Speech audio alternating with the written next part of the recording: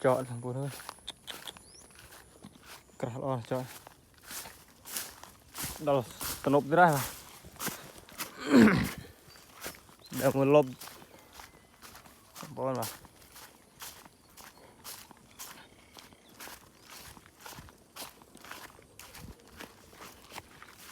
lốp đã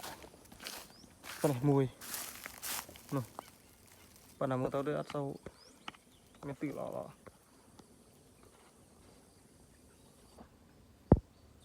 luôn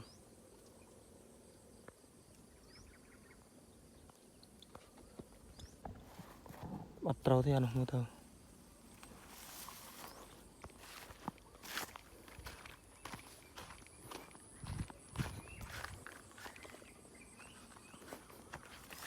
lò này con nói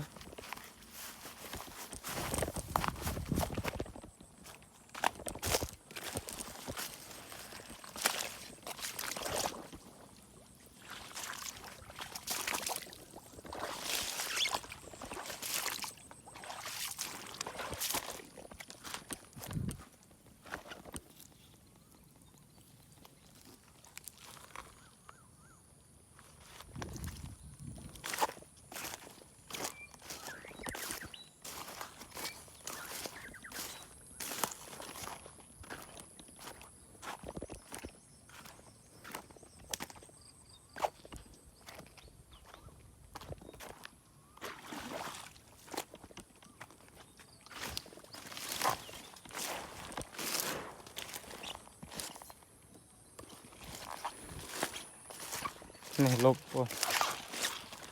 cái ta cho cái lốp này.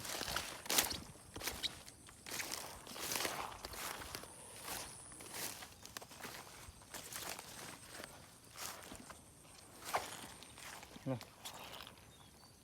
rõ ban đồ còn lên mình tiếp bắt trâu đây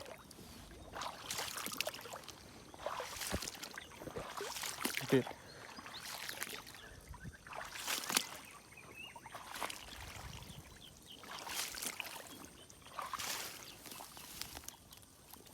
trâu nó bị lọ trâu đây mình tiếp không thôi chỉ là đây buồn đập lốp này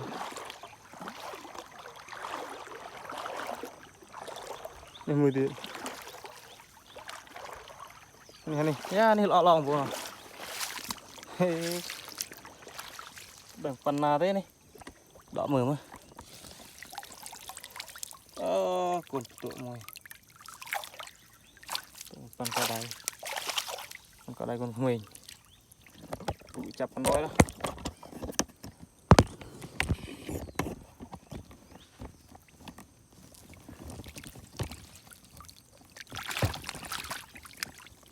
vô này còn cái gì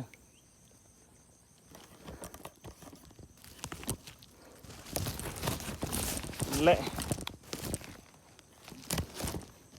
đã bình này đã mình đã thâm đa mình mò đọt lệ mình mò bọn đẻ về sạch vào đây đây thì đã mưa mụ bên tịnh này trâu rồi rồi cảm ơn anh Thiết này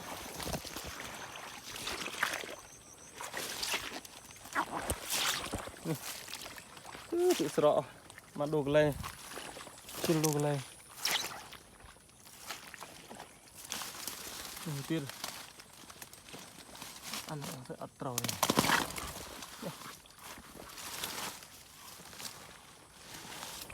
tự lo thôi ạ trâu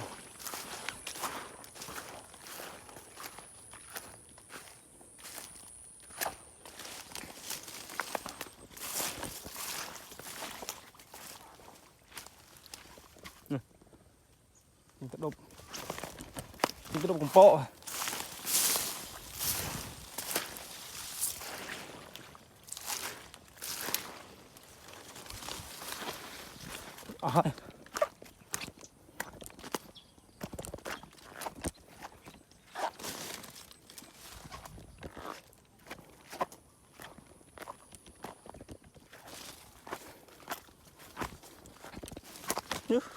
tập pin nó đục vào đây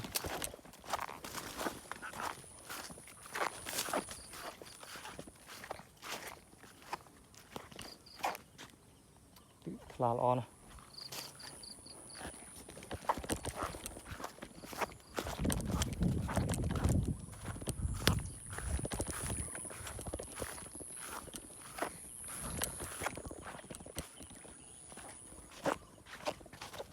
trong còi kia